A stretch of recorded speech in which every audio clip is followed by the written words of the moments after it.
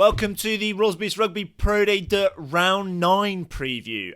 It might be the second tier, but this is a league that is going to be impacted by the Autumn Nations series. Pro Day Dirt has plenty of players from the less established international teams, particularly Georgia, but also Portugal, Uruguay, Chile. I don't think that's going to affect any of these sides during this block of fixtures because those sides don't have any games.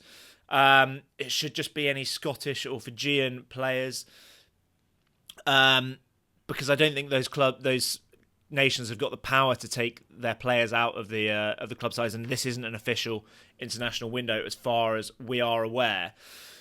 First game of the round, the Thursday night game, Colomiers v Montauban. It's a bit of a local derby. Montauban with another Thursday night game. Another week of being top of the tree. Signs with their win over Grenoble last week that they are actually a real force to be reckoned with. They more than match Grenoble up front. That big Grenoble pack. They're also showing signs of some real skill in that back line. Colomiers had a really good start, but there's just a few signs that's petering out. They also had a big physical game away at Aurillac last week, but they came out second best up front in that one. They're now winless in their last 3 games. I don't think Rodrigo Marta has been selected this week. He's a big player for Colomiers, so all pointing towards a Montauban win. You'd think so, but we're both going to back Colomiers at home. The power of the Thursday night game. Only one away win in the 8 Thursday night games so far this season. We are both tempted by Montauban, but we are going for Colomiers. Could be 1 or 2 points in it. Valence Romans got a much needed win away at Nice last week, but they are still bottom. They have been looking pretty good, and they've actually playing some pretty good rugby. Brive, for all their power and their star names, haven't actually been that impressive recently. A couple of tight games have followed that drubbing away at Mont-de-Marsan.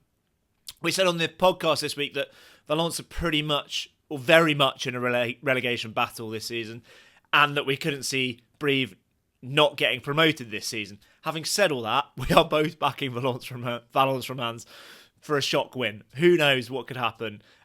We think that's bold, but it ultimately is a home win, so is it that bold? Béziers v Angoulême. SAXV find themselves in 3rd. They seem to have really clicked this season. Ben Botica has been brilliant steering them around the park. We saw in that clip that went viral last week, their pack is a force to be reckoned with. Scrum time, certainly. They seem to be developing a real depth as well, rotating a little bit every week.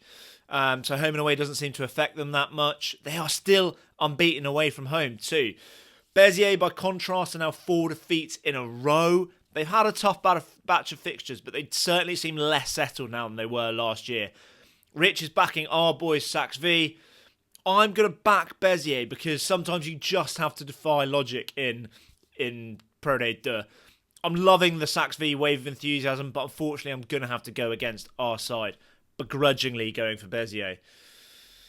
Some of that early season positivity from the resurgence of Biarritz just starting to fade a little bit, but it's definitely not faded enough for them not to come out on top at home to Nevers. Nevers are still winless away, Biarritz still unbeaten at home, and I don't think Nevers are going to be able to live with the pace and skill of Biarritz. They should be outclassed by Biarritz there. Provence have been very French so far this season, still unbeaten at home, still winless away. But those home wins include some very strong teams. Brive, Montauban, big budget Oyonnax have all been dispatched at the Stade Maurice David this season. Mont-de-Marsan are struggling. No way of hiding it, especially after that defeat at home to Aurillac last week. They do have one away win at Angoulême, but Provence should have too much power for them in this one. Aurillac v Oyonnax is a really tough one to say, and it's an interesting game.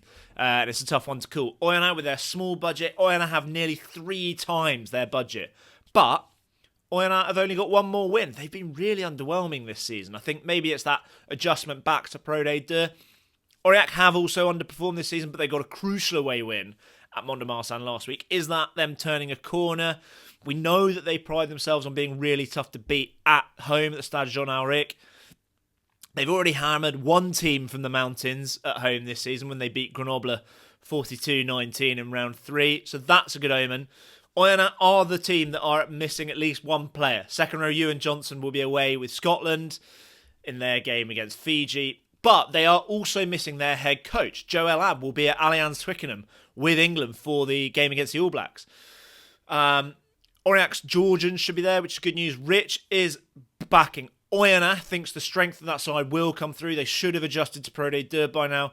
For me, I think Oyonnax have lost a bit of continuity. There's been a lot of turnover as players. Not having a head coach for a week is a big factor. It's got to be so disruptive. So I'm going for Aurillac in that one.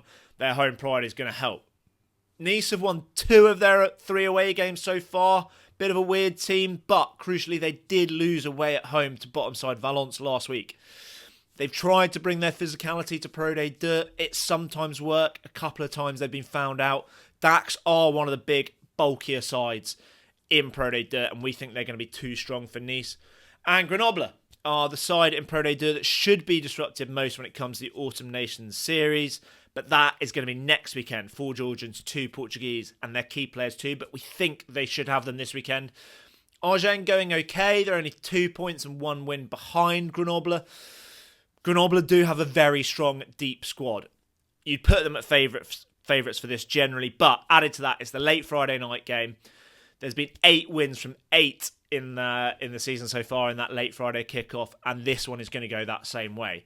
So we've got a rare amount of disagreement between the Rosbifs this week. Never a good sign in Pro D2 because it's really outdone itself with a baffling set of results this season.